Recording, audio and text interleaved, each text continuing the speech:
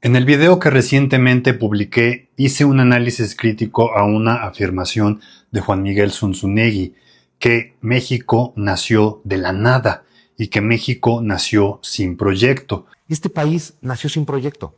Este país nació sin darse cuenta de que estaba naciendo. Nació a la deriva, nació sin causa, nació sin razón de ser y nació sin un plan. Fragmento que está publicado en una de sus páginas. Yo no lo edité, por lo tanto no se está descontextualizando. Eso jamás lo haría. Este otro video muestra cómo desmonto la narrativa de Zunzunegui fragmento por fragmento. Es decir, no es lo mío descontextualizar. Pero lo más revelador no fue solamente la frase de Zunzunegui, México nació de la nada, sino la reacción de quienes defienden su narrativa. Es decir, el comentario que más se repitió fue prácticamente el mismo. Zunzunegui está hablando del México independiente, no de Nueva España. Tú estás hablando de la colonia y él está hablando de lo que pasó después de 1821. Personas distintas, sin conocerse entre sí, repetían la misma respuesta con absoluta seguridad. Y eso deja ver un patrón ideológico muy concreto, el sesgo de negación de la colonia, porque esa respuesta parece una corrección cronológica, pero en realidad funciona como una prohibición. Es decir, no hables de los 3 siglos anteriores, no relaciones la Nueva España con el Estado que siguió después. Empieza a contar la historia en 1821. Qué conveniente, ¿verdad? Y bueno, para poder sostener que México nació de la nada, primero tienen que borrar el territorio, las instituciones, las ciudades, la economía, las jurisdicciones, las jerarquías y los conflictos construidos durante 3 siglos de dominación colonial. Nunca escuchas a Zunzunegui ni a otro hispanista hablar de esto. Y aclaremos algo, yo nunca afirmé que México existiera antes de 1821 como Estado Nacional Independiente. Eso sería históricamente incorrecto. Lo que sostuve fue algo mucho más sencillo y básico. México no apareció sobre una hoja en blanco. Antes de 1821 existió la Nueva España, todos lo sabemos. Existió una sociedad organizada. Existieron instituciones políticas y jurídicas. Existieron ciudades, caminos, haciendas, minas, parroquias, tribunales, corporaciones, cabildos, impuestos y sistemas de trabajo. Existieron repúblicas de indios y repúblicas de españoles. También existió una administración territorial y existió una soberanía monárquica que reorganizó profundamente la vida de los pueblos conquistados. Eso era un proyecto. No era todavía un proyecto nacional mexicano. A ver, era un proyecto colonial. Virreinato era su forma administrativa. Colonial era la relación histórica de dominación sobre los que se sostenía. Por eso cuando alguien pretende responder, pero Zunzunegui está hablando del México independiente, no está resolviendo el problema en realidad con ese comentario.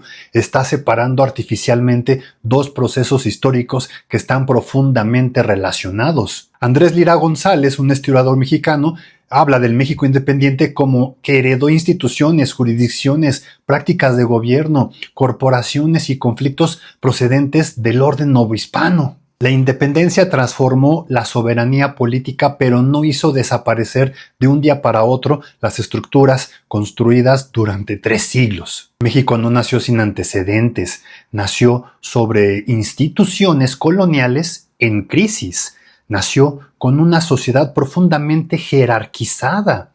Nació con regiones articuladas de manera desigual. Nació con comunidades indígenas defendiendo tierras y jurisdicciones. Nació con élites criollas disputándose el control político. Nació con una iglesia poderosa. También nació con formas de propiedad, tributación y gobierno que no habían surgido espontáneamente en 1821. Y tampoco es cierto que no hubiera proyectos políticos durante la independencia. Lo que no existió fue un único proyecto nacional compartido por todos. Entre 1810 y 1824 coexistieron proyectos distintos y muchas veces incompatibles. Estuvieron los sentimientos de la nación, la Constitución de Apatzingán, el constitucionalismo gaditano, el plan de Iguala, el proyecto monárquico de Iturbide, también las propuestas republicanas, el federalismo, el centralismo, fíjense, los intereses de las élites regionales, las demandas populares y campesinas. Por eso afirmar que México nació sin proyecto no es una descripción histórica precisa. México nació en medio de proyectos políticos rivales y nació heredando gran parte de la estructura construida durante la Nueva España. La narrativa hispanista elimina esa complejidad. Amo kimatisneki inon uwikayotl. No quiere saber esa complejidad. Mejor la sustituye por una fórmula propagandística. España habría dejado un territorio perfectamente organizado y México, al independizarse, habría comenzado a fracasar por sí solo. Así, la colonia desaparece como relación de dominación y justo la desigualdad colonial deja de tener antecedentes. La concentración de la tierra aparece surgir espontáneamente. Las jerarquías raciales y corporativas pierden su historia.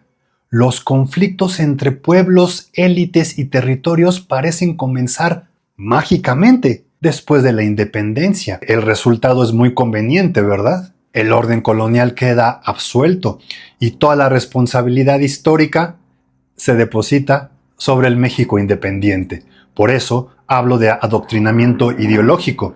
No utilizo la palabra como un insulto contra las personas que comentaron. La utilizo para describir un efecto discursivo específico, la repetición automática de una premisa que ya no se somete a examen.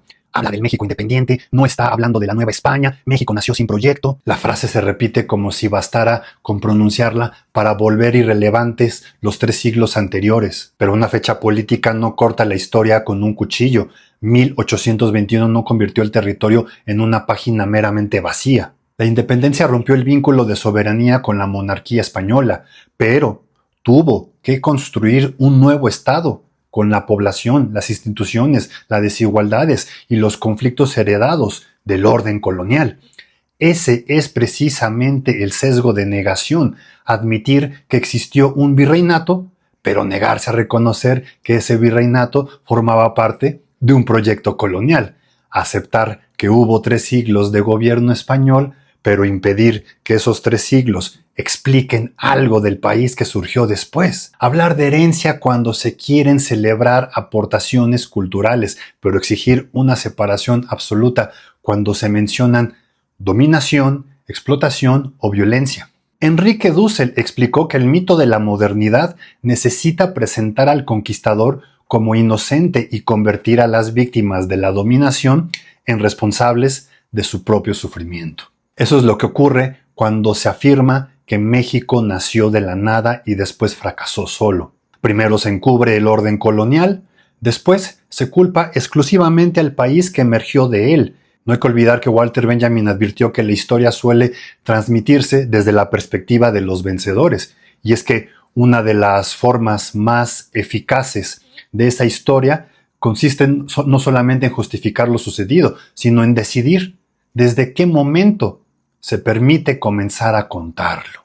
Y a ver, Xiquitacan, aquí no estamos diciendo que todo problema del México actual sea responsabilidad de España. Tampoco estamos negando las decisiones, errores, violencias y responsabilidades de las élites mexicanas posteriores a la independencia.